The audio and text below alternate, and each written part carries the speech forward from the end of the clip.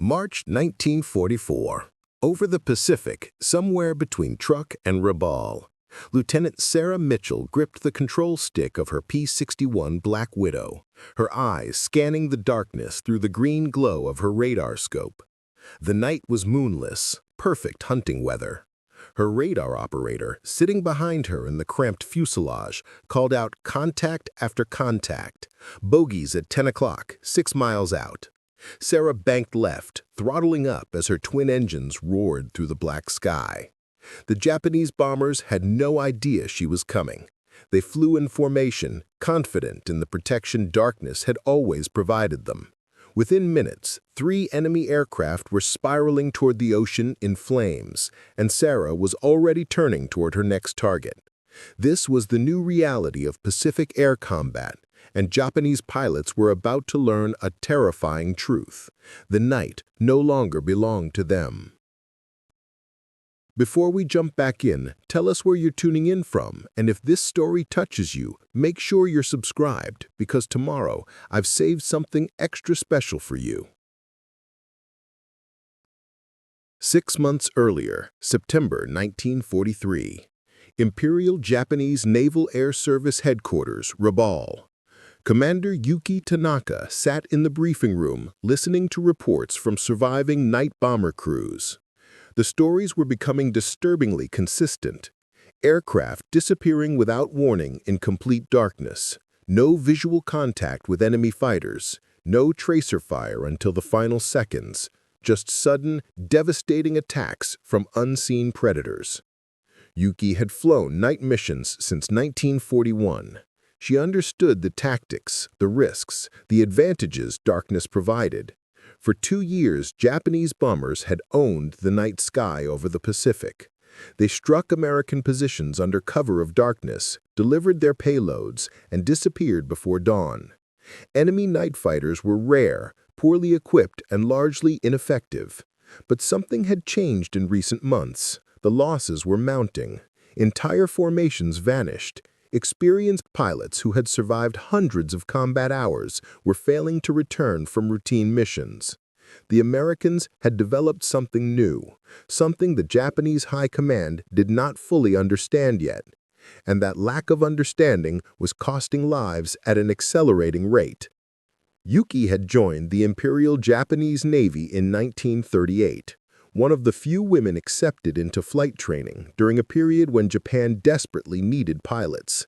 She had proven herself exceptional, mastering navigation, tactics, and combat flying with a precision that earned respect from even the most skeptical male officers.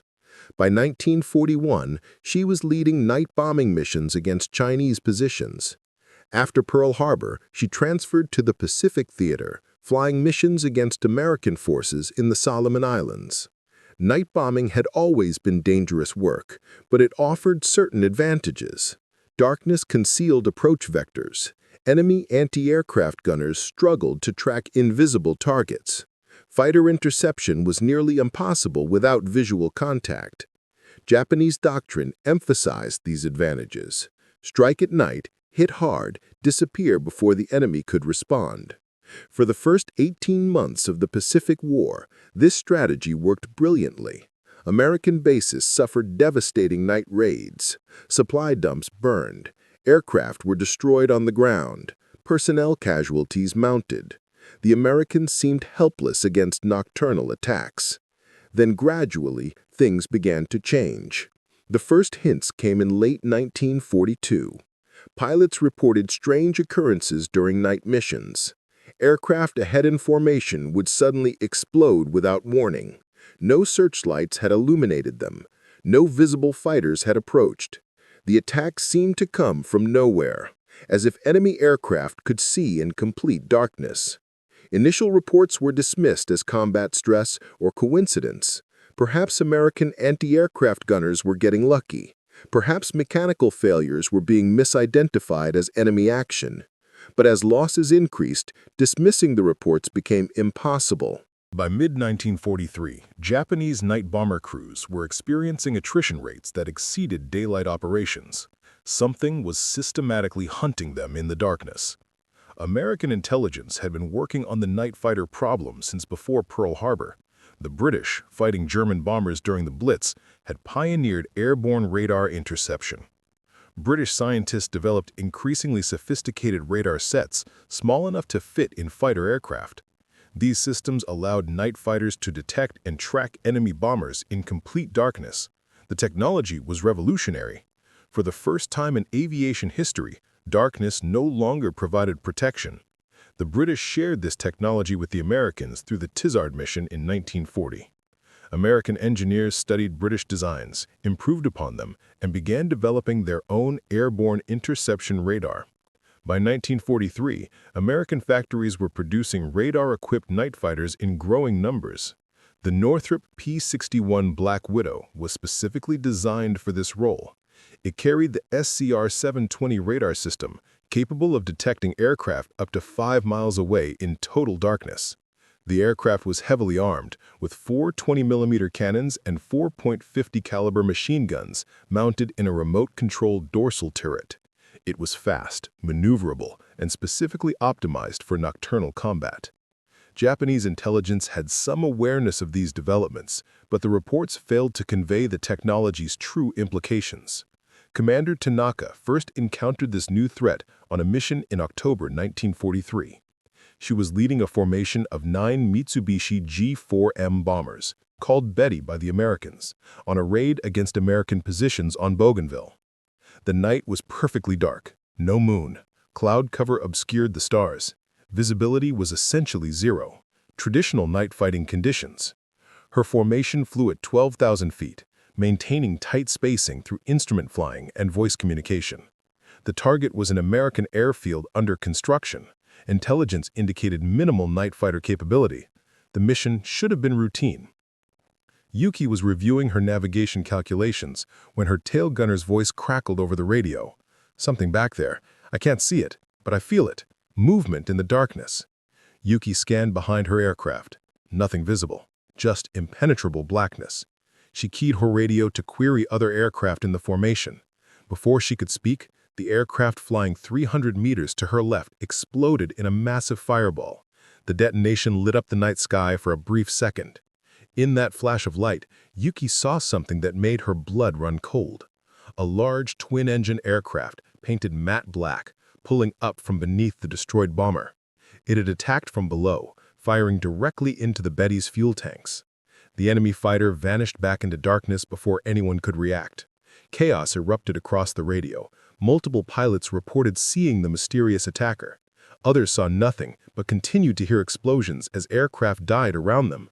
Within 90 seconds, 3 more bombers were destroyed. Yuki ordered the formation to scatter, abandoning the mission.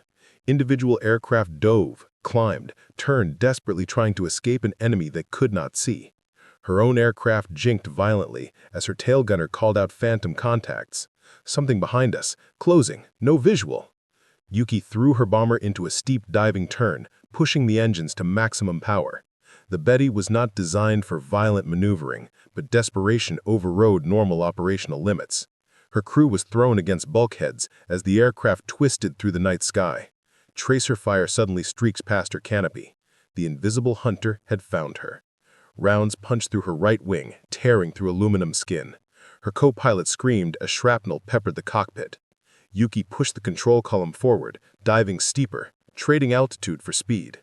The aircraft shuddered as it approached maximum velocity. More tracer fire, closer this time. Then, inexplicably, the attack ceased. The enemy fighter broke off. Yuki did not question her fortune. She continued diving until she was barely 500 feet above the ocean, then leveled out and ran for home at maximum continuous power. Preparing and narrating this story took us a lot of time, so if you are enjoying it, subscribe to our channel. It means a lot to us. Now back to the story. Of the 9 aircraft that had departed on that mission, only 4 returned to base. 5 bombers and 30 crew members were lost. Not to anti-aircraft fire, not to mechanical failure. Lost to an enemy that could see in the dark while Japanese pilots flew blind. The debriefing lasted hours. Yuki and the other surviving pilots described their experience in detail. The attacks from below, the lack of visual contact, the precision of the enemy gunnery, the inability to evade or counterattack an invisible opponent. The intelligence officers took notes but offered little explanation. The pattern was clear to anyone willing to see it. The Americans had deployed some kind of detection technology that rendered darkness irrelevant. Japanese aircraft, relying on night cover for protection, were now exposed and vulnerable. Traditional tactics were not just ineffective, they were suicidal. Commander Tanaka requested immediate meetings with higher command to discuss tactical modifications. Her requests were acknowledged but not acted upon. The institutional inertia of military bureaucracy moved slowly. Meanwhile, the losses continued to mount. Every night, Japanese bombers departed on missions. Every night, fewer returned. The attrition rate became unsustainable. Experienced crews, veterans of hundreds of combat hours, were being systematically eliminated. The pilots who survived multiple encounters with the radar-equipped night fighters developed profound psychological trauma. They described the experience as being hunted by ghosts. Flying through absolute darkness, unable to see the enemy, unable to defend themselves, waiting helplessly for the sudden burst of cannon fire that signaled death. Some pilots refused to fly night missions. Others developed stress-related illnesses. A few committed suicide rather than face another mission against the invisible hunters. Japanese commanders struggled to maintain morale and operational effectiveness in the face of this new threat. The technology gap was wider than Japanese military leaders understood. American radar systems were advancing rapidly throughout 1943 and 1944. The SCR-720 radar installed in P-61 Black Widows gave American night fighter crews capabilities that seemed almost supernatural to Japanese pilots. The radar operator, sitting behind the pilot, could detect enemy aircraft at ranges up to 5 miles in any weather in complete darkness. The radar scope displayed target bearing and range with sufficient precision to guide interception. American pilots practiced radar-guided attacks until the procedure became routine. Detect the target on radar, close to within 2 miles while maintaining position advantage, usually below and behind the target. Continue closing until visual contact was established through infrared sights or by target silhouette against the lighter sky above. Position directly beneath the target, fire a burst of 20mm cannon shells into the fuel tanks located in the wings or fuselage center. The target exploded or caught fire. The night fighter broke away and immediately began searching for the next target. A skilled crew could destroy multiple bombers in a single mission. Lieutenant Sarah Mitchell, flying from Henderson Field on Guadalcanal, became one of the top-scoring night fighter pilots in the Pacific Theater. Her radar operator, Technical Sergeant Rebecca Chen, worked the radar scope with extraordinary skill. Together, they developed an almost telepathic coordination. Rebecca would call out target positions and vectors. Sarah would maneuver the Black Widow into attack position. They worked in complete darkness, instruments and radar their only references. On the night of November 18, 1943, Sarah and Rebecca intercepted a formation of 11 Japanese bombers approaching Guadalcanal. The bombers flew at varying altitudes between 10 and 15,000 feet. Sarah climbed to 18,000 feet and positioned herself above the formation. Rebecca tracked multiple targets simultaneously on her radar scope. Sarah dove on the trailing aircraft, fired a 3-2-second burst, and watched it explode. She immediately pulled up and repositioned for another attack.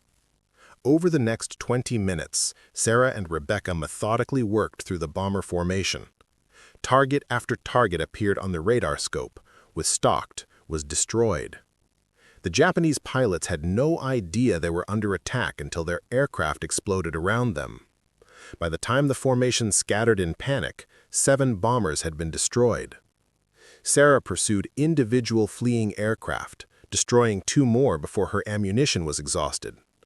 9 kills in one mission, a record that stood for months. These successes were being replicated across the Pacific Theater by dozens of American night fighter crews. The cumulative effect on Japanese night bombing operations was devastating. Losses exceeded 50% on some missions. Formations that departed with a dozen aircraft returned with 4 or 5. The mathematical reality was inescapable. At these loss rates, Japanese night bomber units would be completely eliminated within months. Commander Tanaka compiled detailed reports documenting the crisis. She included pilot testimony, loss statistics, and tactical recommendations. Her reports went up the chain of command to Naval Air Service headquarters in Tokyo. The response was inadequate. Orders came down to continue night operations with minor tactical adjustments, fly at lower altitudes, maintain wider spacing between aircraft, vary approach routes. These modifications were irrelevant against radar-guided interception. The enemy could detect aircraft regardless of altitude or spacing. Approach route variations meant nothing when the enemy could see you from miles away. Yuki flew her final night mission on January 12, 1944. She led a formation of 7 bombers against American shipping near Bougainville. The mission brief acknowledged high risk but emphasized the importance of the target. American supply convoys were critical to their advance through the Solomon Islands. Disrupting those supplies justified the risk. Yuki understood this was likely a one-way mission. The survival rate for night bomber crews had declined to levels that made death more probable than survival. She wrote letters to her family before departure, carefully sealed and left with the squadron administrative officer. The flight to the target area was uneventful. Her formation maintained radio silence and tight spacing. Weather was poor with heavy cloud cover and intermittent rain. Visibility was 0. They were approaching the target coordinates when the attacks began. The first aircraft exploded without warning, then the second, then the third. The radar-equipped night fighters were already among them, invisible predators culling the herd. Yuki ordered the formation to abort and scatter. Her own aircraft dove toward the ocean, attempting to escape at low altitude. Tracer fire found her within seconds. Cannon shells ripped through her right engine. Fuel began streaming from punctured tanks. Fire erupted along the wing. Her co-pilot activated the fire suppression system, but the flames continued spreading. Yuki struggled to maintain control as the aircraft lost altitude. Her crew prepared to ditch in the ocean. She aimed for the water, trying to keep the wings level as they descended through the darkness. The impact was violent. The bomber hit the surface at a shallow angle, but with enough force to break the fuselage just behind the cockpit. Water rushed into the cabin. Yuki fought to free herself from her harness as the aircraft sank. 2 of her crew members made it out. 3 others went down with the aircraft, trapped in the rapidly flooding fuselage. Yuki surfaced, gasping, searching for survivors in the darkness. She found her navigator floating unconscious in his vest.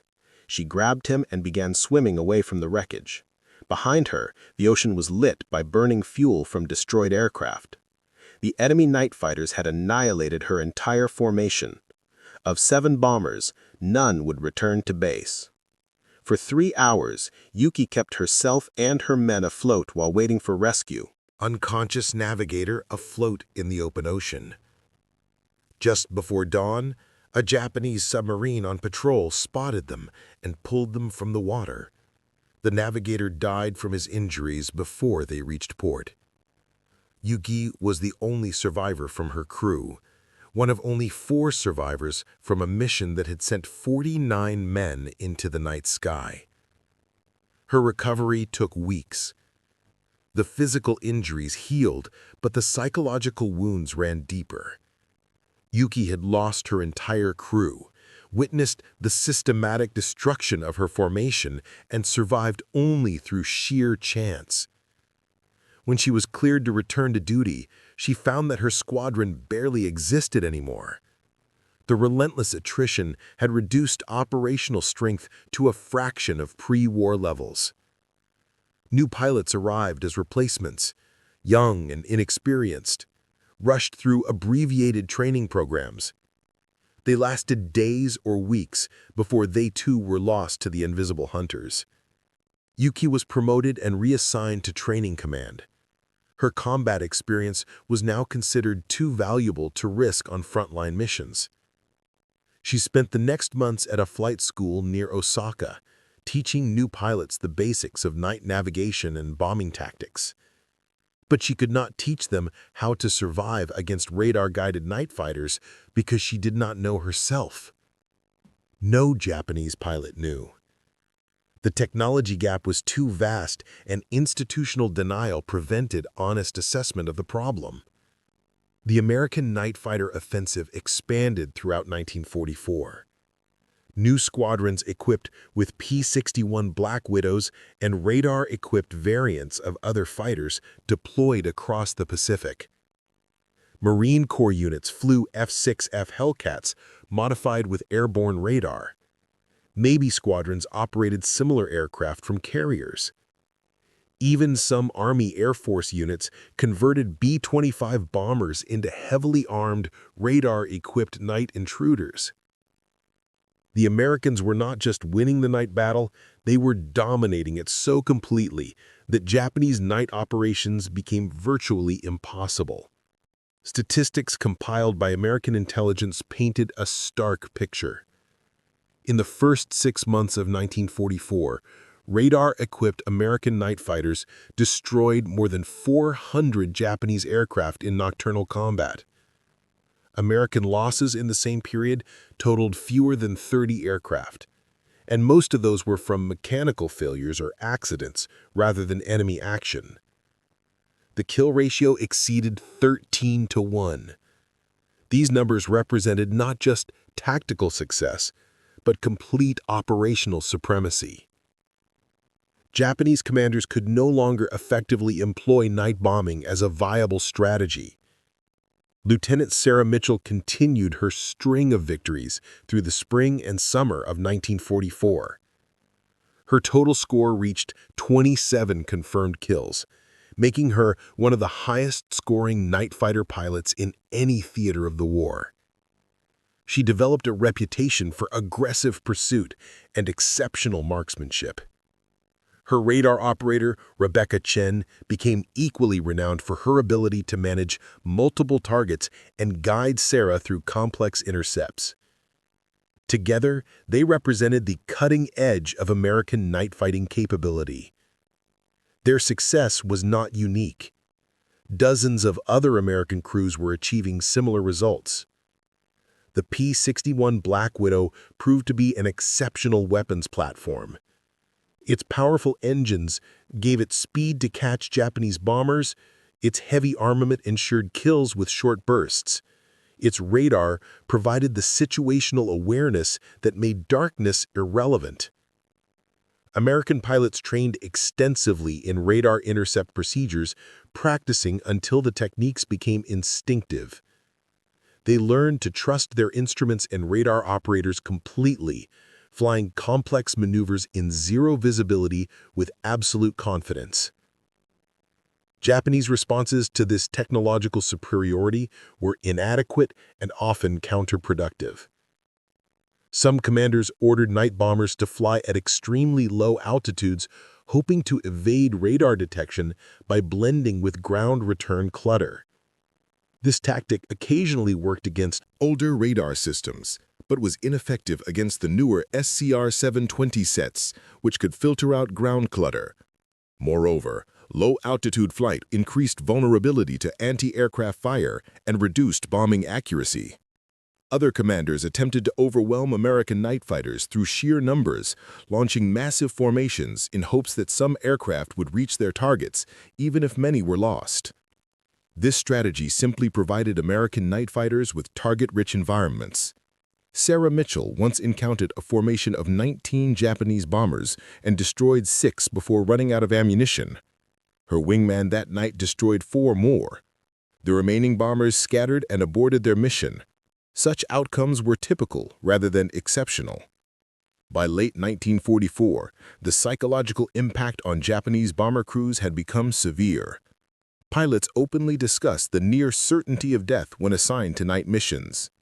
Pre-mission briefings were somber affairs, with pilots making final arrangements and saying goodbye to comrades they did not expect to see again. Some crews deserted rather than face another mission. Others developed psychosomatic illnesses that grounded them. The most dedicated continued flying despite the odds, driven by duty and honor. But even they understood the mathematical inevitability of their fate. Commander Tanaka, now serving as a senior training officer, watched this psychological collapse with growing despair. She had survived the transition from hunter to hunted. She understood exactly what her students faced when they graduated and deployed to operational squadrons. Many of them came to her privately, seeking advice on how to survive against the radar-equipped night fighters. She had no useful advice to give. Without equivalent technology, without airborne radar of their own, Japanese pilots were simply outmatched. She told them the truth as gently as possible. Fly smart, stay alert, trust your instincts, and hope for luck, because skill alone would not be enough. Japan did have radar technology, but its development lagged years behind American and British advances. Japanese radar sets were bulkier, less reliable, and less sophisticated than their Western counterparts. Attempts to miniaturize radar systems for installation in fighter aircraft produced disappointing results. The equipment was too heavy, required too much electrical power, and provided insufficient range and resolution to be tactically useful. By the time Japanese engineers developed potentially viable airborne radar systems, production capacity was so degraded by American bombing that mass production was impossible. A few prototype radar-equipped night fighters were built and tested in early 1945, but they came far too late to affect the war's outcome. The technological gap that had doomed Japanese night bombers in 1943 and 1944 remained unbridged until Japan's surrender. The strategic consequences of American night fighter superiority extended beyond simple attrition of Japanese bomber units. Loss of nocturnal air superiority meant that American forces could operate at night with relative impunity. Supply convoys moved under cover of darkness without fear of air attack. Construction projects proceeded around the clock. Troop movements occurred at night, safe from Japanese interdiction. American commanders gained flexibility that their Japanese counterparts lacked. The cumulative advantage was enormous. Japanese forces, already struggling with material shortages and declining logistics, found their situation worsening as American night operations disrupted supply lines and reinforcement efforts. By contrast, American supply chains operated smoothly, supported by round-the-clock air cover. The Battle of the Philippine Sea in June 1944 included significant night fighter operations that demonstrated American technological dominance. Japanese aircraft attempting night torpedo attacks against American carriers were intercepted and destroyed by radar-guided fighters before they could reach attack positions. Others told elaborate stories about American fathers who died heroically or been prevented from returning by circumstances beyond their control, protecting their children from the more painful truth that their fathers had simply chosen not to return. The children themselves grew up in complicated positions. They were visible reminders of American liberation, but also of French women's relationships with occupying forces, however different Americans were from Germans. They often faced questions about their heritage, their fathers, their legitimacy. Many grew up wondering about American fathers they would never meet, imagining lives in America they would never live, carrying loss for men who might not even remember their French mothers. Marie raised Thomas as best she could through the austere years of post-war Reconstruction. She never heard from James Miller again, despite continued attempts to locate him through official channels. She eventually stopped looking, stopped hoping, accepted that Thomas would grow up without his father. She told him about James, showed him the few photographs she had, taught him that his father had loved them even if circumstances prevented his return. She didn't know if that was true, but it seemed kinder than alternatives. Thomas grew up knowing he was different, knowing his father was American, knowing other children's fathers came home from war while his had disappeared into American distance.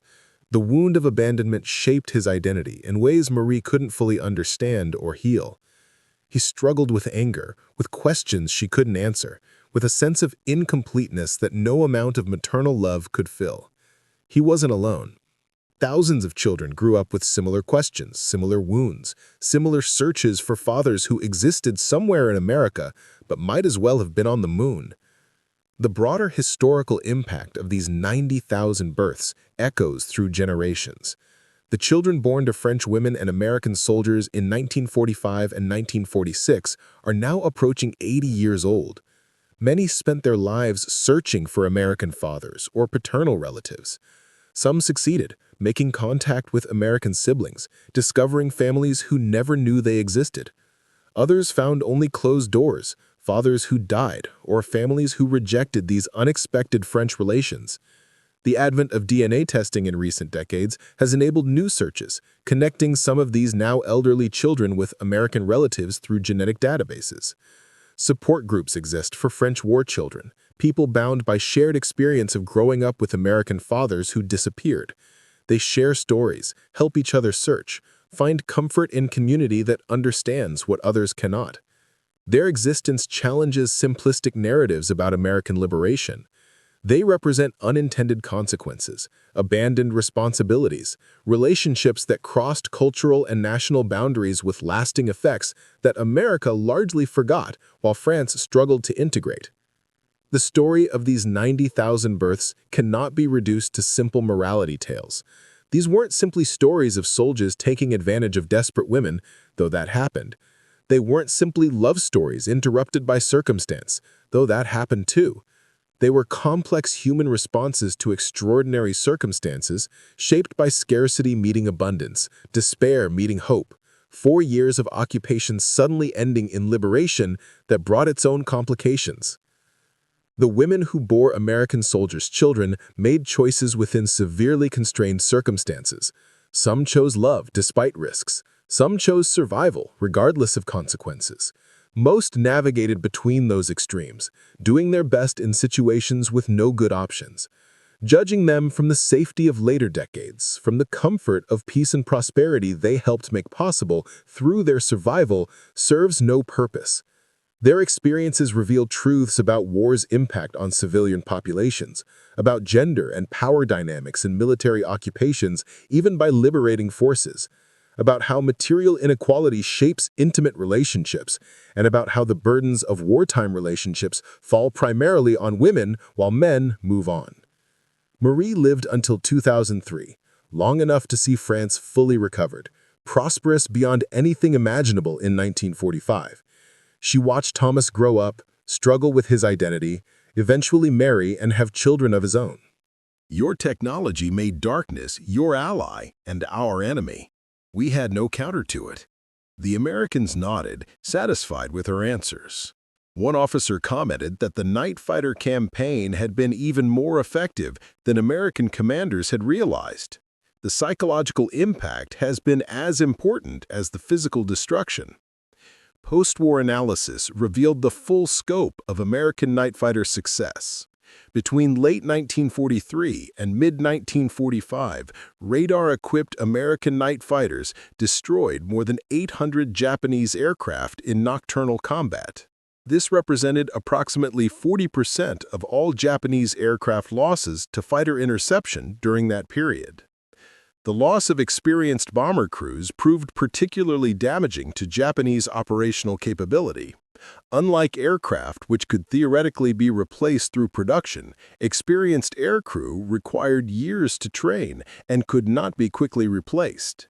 The attrition of Japanese night bomber crews created cascading effects throughout Japanese air operations, reducing overall effectiveness even in daylight operations as experienced personnel became scarce. The technology gap that made American night fighter dominance possible was not inevitable. Japan had capable scientists and engineers, but institutional factors, resource constraints, and strategic priorities prevented Japan from developing competitive radar technology. Japanese military culture emphasized fighting spirit over technology. Resources were allocated to building more conventional aircraft rather than investing in electronic systems. Research and development programs lacked coordination and adequate funding. By the time Japanese leaders recognized the importance of radar technology, they lacked the industrial capacity to mass-produce sophisticated electronic systems. American bombing had destroyed critical factories. Raw material shortages limited production. Skilled labor had been depleted by military conscription. The technological gap that had emerged in 1943 only widened as the war progressed. Lieutenant Sarah Mitchell returned to the United States in late 1945. She was awarded the Distinguished Flying Cross and multiple air medals for her combat service. Newspapers wrote stories about her achievements as one of the few female combat pilots in the war. She gave several interviews describing night fighter operations in the Pacific. When asked about her most memorable mission, she always mentioned the night she destroyed 9 Japanese bombers in a single sortie. But she also spoke about the human cost, noting that each of those aircraft had carried crews of 7 to 10 men. Her victories represented dozens of deaths. She took no pleasure in that, only grim satisfaction that she had helped end the war sooner and perhaps saved lives by preventing those bombers from reaching their targets. Sarah left active military service in 1946, but remained in the Air Force Reserve. She eventually became a test pilot and later an instructor, teaching new generations of pilots the techniques she had pioneered during the war. Commander Yuki Tanaka remained in Japan after the war. She was barred from military service under the terms of Japan's new constitution, which prohibited offensive military forces. She found work as a commercial pilot, flying domestic routes for a civilian airline. She rarely spoke publicly about her wartime experiences, but in private conversations with other veterans, she was candid about the lessons learned. Japan had underestimated American technological and industrial capability. Japanese military culture had valued traditional warrior virtues over scientific and technological innovation. These miscalculations had cost Japan the war and cost hundreds of thousands of lives. The Night Fighter campaign was a microcosm of the broader conflict. American innovation, production capacity, and willingness to invest in new technology had created decisive advantages. Japan had recognized these advantages too late and lacked the resources to counter them effectively. Decades later, military historians studying the Pacific War identified the radar-guided night fighter campaign as one of the most one-sided technological mismatches in combat aviation history. The introduction of airborne radar fundamentally changed aerial warfare, creating advantages that could not be overcome through courage, skill, or tactical innovation alone. Japanese pilots, including veterans like Commander Tanaka, had been brave and skilled. But bravery and skill meant nothing when the enemy could see in darkness and you could not. Technology had trumped traditional military virtues decisively and brutally. The lesson resonated far beyond World War II. Future conflicts would increasingly be decided by technological superiority rather than numerical strength or fighting spirit. The night skies over the Pacific in 1944 had proven that truth in the starkest possible terms. Darkness had once protected warriors throughout human history. American radar technology had stripped away that protection forever, changing warfare in ways that would echo through the decades to come. Up next, you've got 2 more standout stories right on your screen. If this one hit the mark, you won't want to pass these up. Just click and check them out. And don't forget to subscribe and turn on the notification bell so you don't miss any upload from us.